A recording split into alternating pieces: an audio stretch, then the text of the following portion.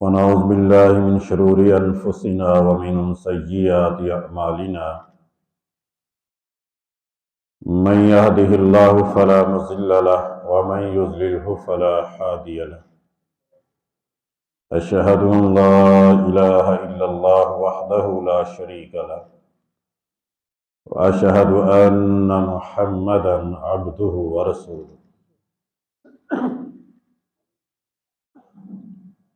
إن الله وملائكته يصلون على النبي يا أيها الذين آمنوا صلوا عليه وسلموا تسليما اللهم صل على محمد وعلى آل محمد كما تحب وترضى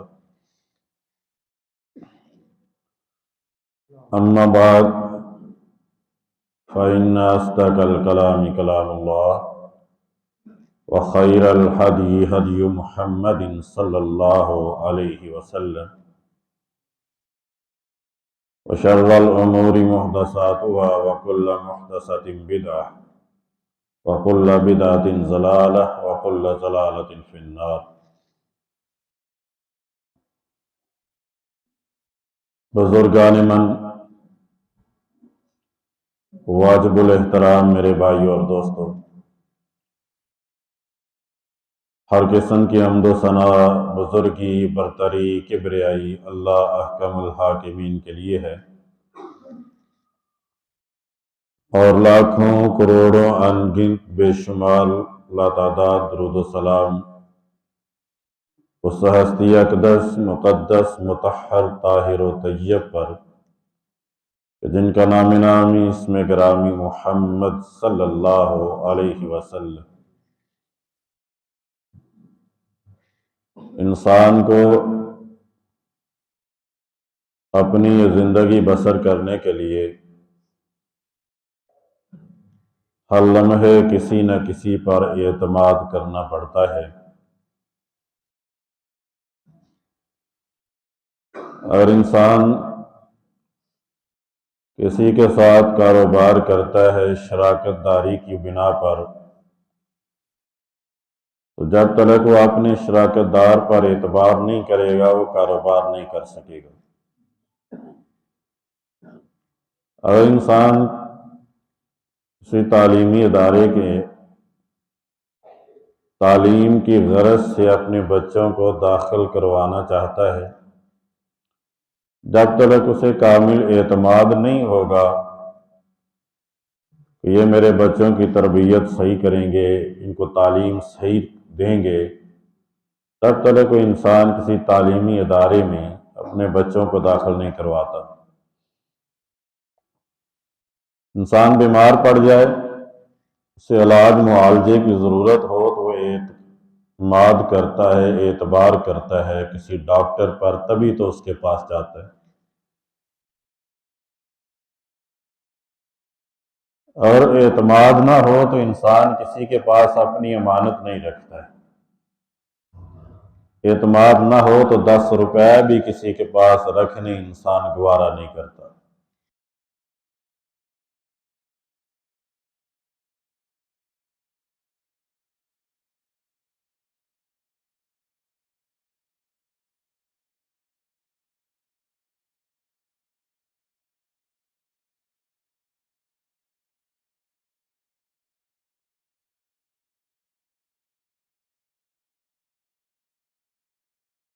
اعتماد نہ ہو تو آپ کسی کو یہاں پہ نہیں بٹھاتے۔ میرے بھائیوں، جب ہمارے اعتماد کا یہ عالم ہے تو پھر ہمیں سب سے زیادہ اعتماد رسول اللہ صلی اللہ علیہ وسلم کی ذات پہ کرنا چاہیے، اور ہمیں سب سے زیادہ اعتماد رسول اللہ صلی اللہ علیہ وسلم کی زبان مبارک پہ کرنا چاہیے۔ جو ہمارے دنیاوی اعتماد ہیں اس پر کوئی گارنٹی نہیں ہے، نہ ہی اس کے بارے میں کسی نے گواہی دی ہے کہ یہ جو اعتماد آپ کر رہے ہیں یہ آپ 100% صحیح کر رہے ہیں۔ لیکن جو اعتماد رسول اللہ صلی اللہ علیہ وسلم کی ذات پہ ہے اس پر اللہ تعالیٰ کی طرف سے گارنٹی اور شہادت موجود ہے۔ بلکہ اگر دیکھیں تو رسول اللہ صلی اللہ علیہ وسلم کی اپنی زبان مبارک سے بھی اس پر گارنٹی موجود ہے۔ کاتب وحی حضرت عبداللہ ابن عمر بن عاص رضی اللہ تعالی عنہ بیان کرتے ہیں کہ میں رسول اللہ صلی اللہ علیہ وسلم کی احادیث کو لکھا کرتا ہوں۔ انہوں نے جو کتاب لکھی ہے اس کا نام صحیفہ صادقہ ہے۔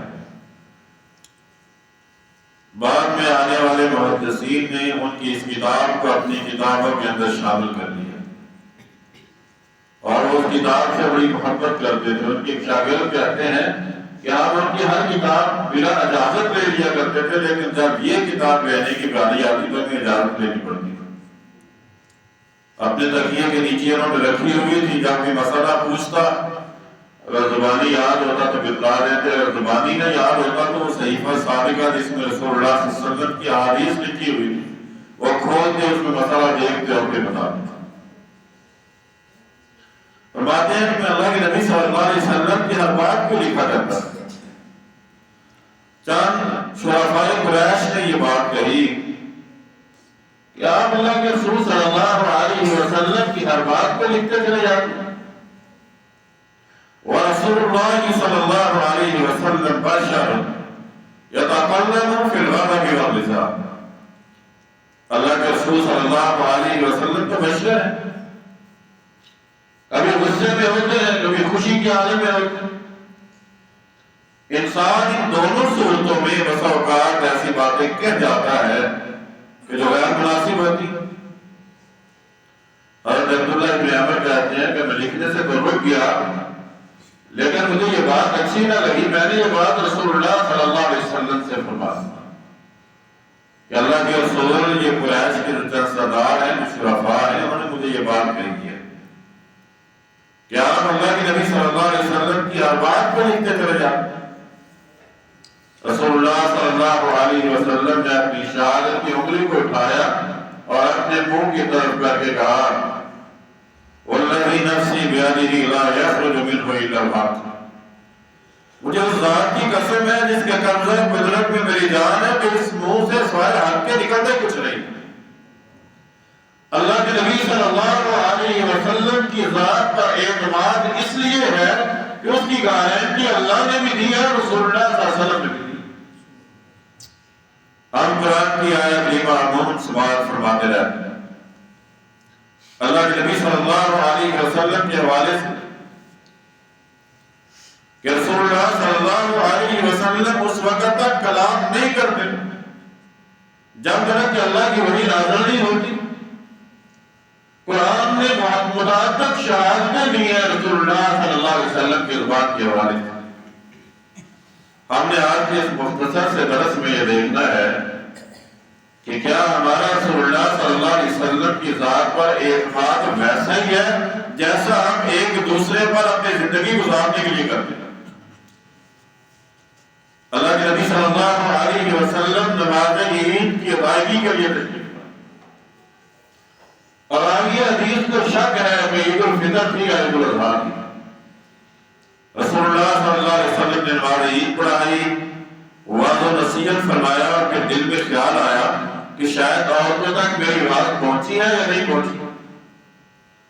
چلتے چلتے حضرت بلال کو ساتھ لیا اور عورتوں پر بھی آ گیا، عورتوں کو بھی وعظ و نصیحت فرمایا۔ رسول اللہ صلی اللہ علیہ وسلم نے عورتوں سے مخاطب ہو کے کہا یا معاشر النساء تصدقنا، اے عورتوں کی جماعت صدقہ کیا کرو، انی اریدکن اکثر من اہل النار، میں نے تم میں کثرت جو ہے تمہاری وہ جہنم میں دیکھی۔ اللہ کے نبی صلی اللہ علیہ وسلم نے جہنم سے بچنے کا جو راستہ دکھایا ہے، جو طریقہ بتلایا ہے، وہ ابتدا میں بتلا دیا کہ صدقہ کیا کرو۔ عورتیں کہتی ہیں کہ ہم نے اللہ کے نبی صلی اللہ علیہ وسلم سے یہ سوال کر دیا وَقُلْنَا وَبِمَا يَا رسول اللہ، ہم نے کہا اللہ کے نبی یہ کیا وجہ ہوئی، کس وجہ سے؟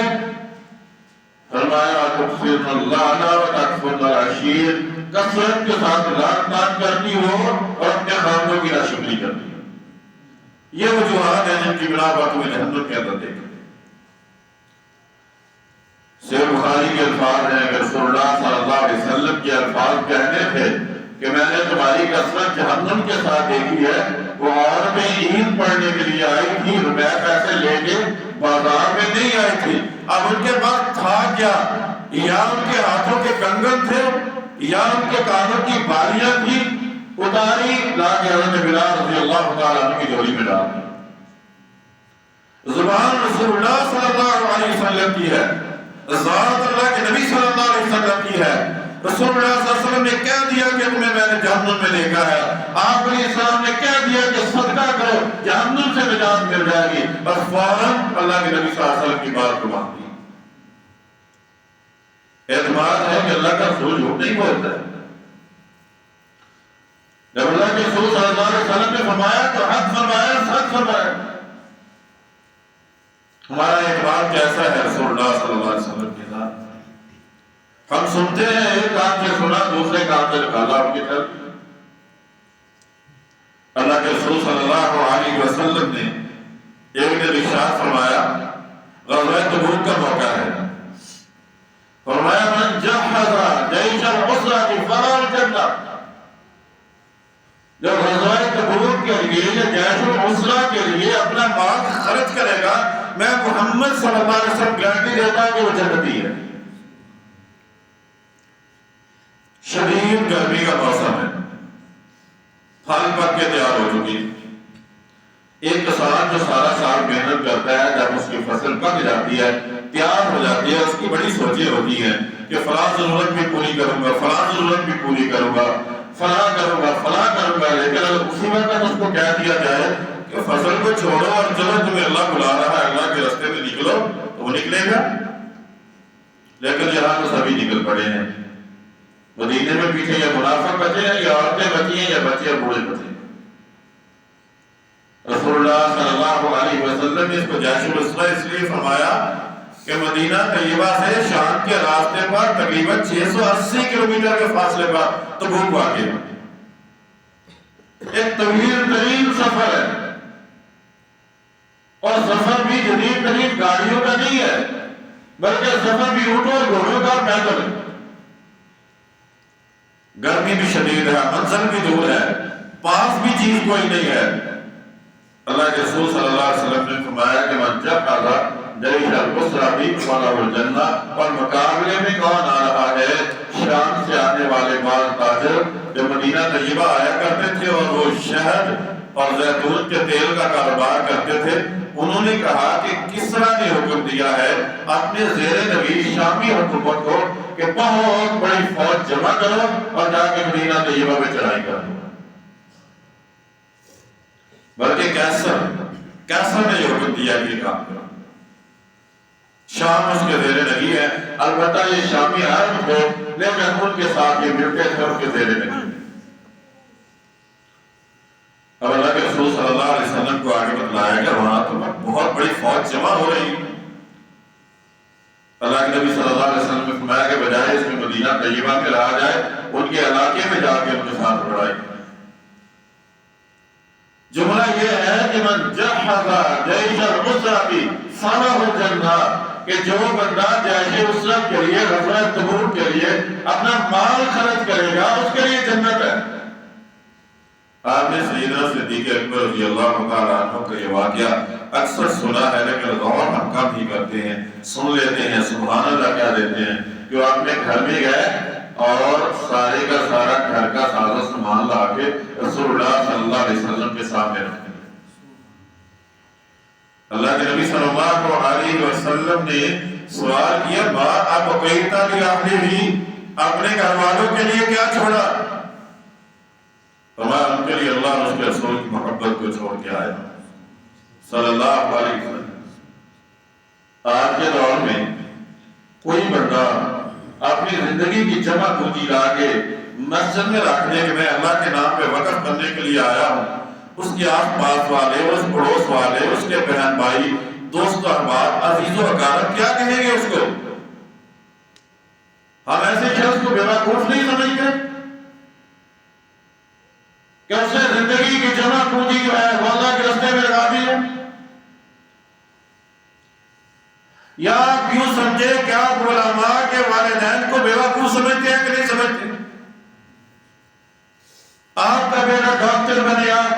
انجینئر بنے اور وہ اس کو مولوی بنا دے کہ 20-25 ہزار کی تنخواہ پہ تمہیں زندگی گزارنی. اگر آپ ان کو بیوقوف نہ سمجھتے ہو تو اپنی اولاد کو بھی اسی مدرسے میں داخل کروائیں جہاں سے ہمارے مولوی صاحب پڑھ کے آئے. غصہ نہ کیجیے گا، ایک حقیقت ہے جس کا اظہار کر رہا ہوں. قرآن پاک میں جو اللہ تعالیٰ نے اہل کفار کا یہ قول نقل کیا ہے نا سورہ البقرہ کے آغاز کے اندر، کہ جب انہیں کہا گیا کہ تم ان لوگوں کی طرح ایمان لاؤ تو انہوں نے کہا کہ آپ ان بیوقوفوں کی طرح ایمان لائیں. یہ سارے ایمان لا کے اللہ کے رسول صلی اللہ علیہ وسلم کے سامنے نہیں کر دیا. لوگ تمہارے بارے پھرتے ہیں، کوئی تجارت کرتا ہے، کوئی کاروبار کرتا ہے، کوئی دکان پہ بیٹھا ہے، کوئی منڈی میں گیا ہے، کوئی سفر میں ہے، کوئی فصلوں میں جا کے محنت کر رہا ہے، کوئی اپنے کھجوروں کے باغات میں محنت کر رہا ہے، یہ مال کمانے کے لیے. اور یہ ہے کہ سارا مال اٹھایا اور اللہ کے نبی صلی اللہ علیہ وسلم کے سامنے رکھ دیا. وہ بیوقوف نہیں تھے، انہیں رسول اللہ صلی اللہ علیہ وسلم کی ذات پر ایک اعتماد تھا کہ ایک جملہ جو رسول اللہ صلی اللہ علیہ وسلم کی زبان سے سنا تھا، من جہز جیش العسرہ فلہ الجنہ، کہ جو آج مال کو خرچ کرے گا محمد رسول اللہ صلی اللہ علیہ وسلم اس کو جنت کی زبان دیتے ہیں. اس کو اعتماد کہتے ہیں، جنہوں نے رسول اللہ صلی اللہ علیہ وسلم کے قول پر آپ کی ذات پر اعتماد کیا. انتہائی آسان ہے یہ کہہ دینا اور سن لینا کہ سیدنا فاروق اعظم رضی اللہ تعالی عنہ نے اپنا آدھا مال لا کے خرچ کر دیا، رسول اللہ صلی اللہ علیہ وسلم کے سامنے رکھ دیا. اس سے بھی سوال کیا آپ کیا چھوڑ کے آئے ہیں؟ اللہ کے رسول 2 حصے کیے ہیں، ایک حصہ لا کے آپ کے سامنے رکھ دیا، ایک گھر والوں کے لیے چھوڑ کے آیا ہوں. بیان کر دینا آسان ہے، سن لینا اس سے بھی زیادہ آسان ہے. لیکن کبھی آپ نے کوئی مثال ایسی دیکھی ہے اپنی زندگی میں، وہ آپ کی بستی میں، کوئی پاس کی بستی میں، کوئی آپ کے شہر میں، آپ کے ضلع ملک میں، کہ اس نے آدھا مال اللہ کے راستے میں لا کے خرچ کر دیا ہو؟ کوئی نہیں کرتا. لیکن انہوں نے تو رسول اللہ صلی اللہ علیہ وسلم سے یہ جملہ سنا تھا، من جہز جیش العسرہ فلہ الجنہ، اس کے لیے جنت ہے. سیدنا عثمان بن نورین رضی اللہ تعالیٰ عنہ 100 اونٹ سامان سے لدا ہوا، 200 اونٹ سامان سے لدے ہوئے، 300 اونٹ سامان سے لدے ہوئے. یہ 100 اونٹ جو ہے نا بغیر ساز و سامان کے آج کے دور کا آپ کو 3-3.5 کروڑ روپے سمجھے اس کو. 300 اونٹ ساز و سامان سے لدے ہوئے، 100 گھوڑے. پھر اللہ کے نبی صلی اللہ علیہ وسلم کے کہنے پر 1000 سونے کے سکے جن کو دینار کہا جاتا ہے لا کے رسول اللہ صلی اللہ علیہ وسلم کی جھولی میں ڈال دیے. اس طرح اپنے ہاتھوں پہ اٹھاتے اللہ کے نبی صلی اللہ علیہ وسلم اور نیچے گراتے اور ساتھ یہ لفظ کہتے کہ ما ضر عثمان ما عمل بعد اليوم، آج کے بعد عثمان تو جو بھی کرتا رہے تجھے تیرا عمل نقصان نہیں دے گا، تیری جنت کا نظام ہے. عثمان سے غلطی بھی ہو جائے تو کوئی مسئلہ نہیں، گناہ بھی ہو جائے تو کوئی مسئلہ نہیں. اور پھر جب راستے میں ضرورت پڑی، کھانے پینے کا ساز و سامان ختم ہونے لگا تو حضرت عثمان رضی اللہ تعالیٰ کا شام سے آنے والا ساز و سامان سے، کھجوروں سے، کھانے پینے کے سامان سے لدا ہوا قافلہ اللہ کے رسول صلی اللہ علیہ وسلم جب صبح تک دور سے قافلے کو آتا ہوا دکھائی دیا. میں یہ قافلہ کیسا ہے؟ ہم تو مدینے میں اتنے لوگوں کو چھوڑ کے نہیں آئے. اللہ کے نبی عثمان کا قافلہ ہے اور انہوں نے بلوایا ہے تاکہ ہماری فوج کی جو ضروریات ہیں وہ پوری ہو جائیں. اللہ کے رسول صلی اللہ علیہ وسلم کی آنکھیں چمک پڑی، آسمان کی طرف نگاہوں کو بلند کیا، اللہ عثمان سے میں بھی راضی ہو گیا، تو بھی آسمان سے راضی ہو گیا.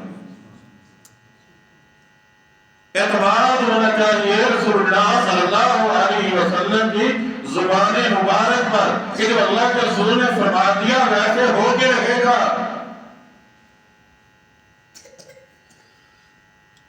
یہ صحابی ہیں حضرت عمار بن یاسر رضی اللہ تعالیٰ عنہ، ان کا قصہ تذکرہ کثرت کے ساتھ سنتے رہتے ہیں. بستر مرگ پہ پڑے ہیں، بہت زیادہ بیمار ہیں اور بیماری کی حالت یہ ہے کہ بے ہوشی طاری ہو جاتی ہے، کومے میں چلے جاتے ہیں، بے ہوش ہو جاتے ہیں. بے ہوش ہوئے، بے ہوشی ذرا لمبی ہوگی، جب دوبارہ ہوش میں دیکھا کہ دوست و احباب پاس بیٹھے ہیں، بہن بھائی عزیز و اقارب پاس بیٹھے ہیں، سارے رو رہے ہیں، اور رو ایسے رہے ہیں کہ اس طرح کہ انسان اس دنیا سے چلا جاتا ہے، رخصت ہو جاتا ہے۔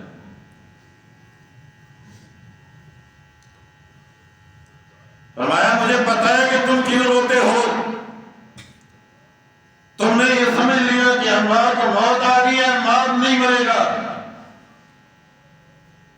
عمار کو موت نہیں آئے گی۔ کیفیت دیکھیے ایک انسان کی کہ موت و حیات کی کشمکش میں ہے، غشیاں آ رہی ہے، لیکن یقین اتنا ہے، کہتے ہیں بشرنی رسول اللہ صلی اللہ علیہ وسلم ان اقتل، مجھے اللہ کے رسول صلی اللہ علیہ وسلم نے بشارت دی تھی کہ تمہیں میدان جنگ کے اندر شہید کیا جائے گا۔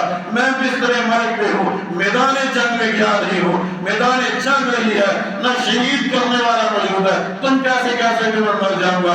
اللہ کے نبی صلی اللہ علیہ وسلم کی زبان سے نکلی ہوئی بات غلط نہیں ہو سکتی، میرا یقین ہے، میرا ایمان ہے کہ آقا علیہ السلام نے فرما دیا، بس فرما دیا۔ تم ایسے رو رہے ہو جیسے مجھے موت آ جائے گا، مجھے موت نہیں آئے گی۔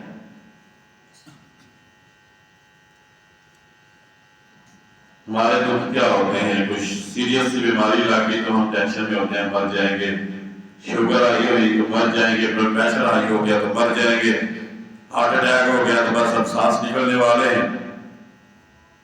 صحابی رسول کو گارنٹی رسول اللہ صلی اللہ علیہ وسلم نے دی ہے کہ تیری موت میدان جہاد میں ہوگی، تجھے شہید کیا جائے گا۔ صحابی رسول بستر مرگ پہ پڑا، نہیں مان رہا، کہتا نہیں مروں گا، اس لیے کہ اللہ کے نبی صلی اللہ علیہ وسلم جو فرمایا تھا ویسے نہیں ہوا۔ پھر اللہ نے صحت بھی دی، میدان جنگ میں بھی گیا، شہید بھی کیے گئے۔ زبان رسول اللہ صلی اللہ علیہ وسلم سے جو جملہ نکلتا ہے نا، اس پر اعتماد اسی طرح کیا جاتا ہے جس طرح صحابی محمد صلی اللہ علیہ وسلم نے اعتماد کر کے نکلایا ہے۔ سراقہ بن مالک رضی اللہ تعالیٰ عنہ، آج جب ہجرت کے واقعات کو پڑھتے ہیں نا تو تذکرہ یہ پڑھتے ہیں کہ ایک سراقہ بن مالک تھا جس نے رسول اللہ صلی اللہ علیہ وسلم کا پیچھا کیا تھا، 1000 اونٹوں کے لالچ میں آ کے یا 100 اونٹوں کے لالچ میں آ کے اس نے پیچھا کیا تھا، اور وہ رسول اللہ صلی اللہ علیہ وسلم کے پاس پہنچنے سے پہلے اس کے گھوڑے کے پاؤں زمین میں دھنس گیا۔ ایسا واقعہ 2 مرتبہ یا 3 مرتبہ پیش آیا۔ پھر وہ اللہ کے نبی صلی اللہ علیہ وسلم کے پاس آئے اور آگے کہنے لگے، اللہ کے رسول صلی اللہ علیہ وسلم مجھے پروانہ لکھ دیجیے، مجھے امن کا پروانہ لکھ دیجیے۔ رسول اللہ صلی اللہ علیہ وسلم نے لکھوا دیا۔ فرمایا اللہ کے رسول صلی اللہ علیہ وسلم نے کہ سراقہ اب واپس چلتے جانا نا تو کسی کو بتانا نہیں کہ آپ کدھر گئے۔ پھر واپس نکلے تو آنے والے کوئی کہہ رہے تھے تم کدھر جا رہے ہو، میں تو سارا دیکھ آیا ہوں، مجھے نہیں ملے، بس واپس مڑ جاؤ۔